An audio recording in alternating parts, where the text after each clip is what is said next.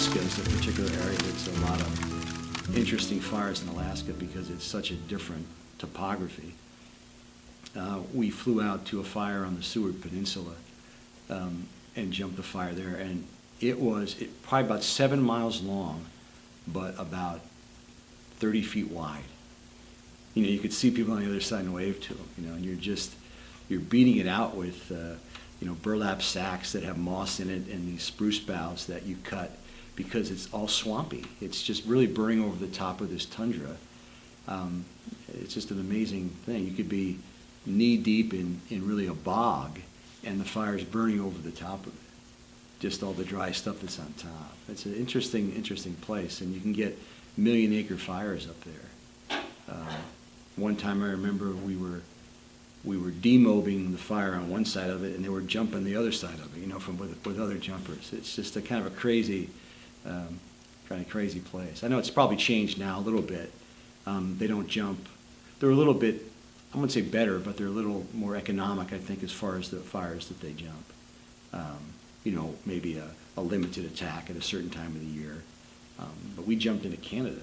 I mean, we were in Canada. I mean, the Canadians weren't even jumping that far. We ended up, I don't know if it was by accident or what, but I remember being in Canada once, finding a fire in Canada. Unbeknownst to them, I imagine. Alaska, the fires are, sometimes they all go into one fire in a sense, you know, because it's the same kind of country typically.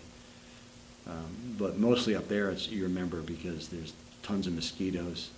And sometimes, like I said, you're in knee-deep in a swamp and you're fighting a fire. It just almost seems ridiculous, you know, that you're doing that.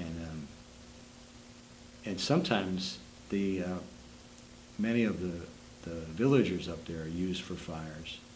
So you do get a chance to work with them, a different culture, you know.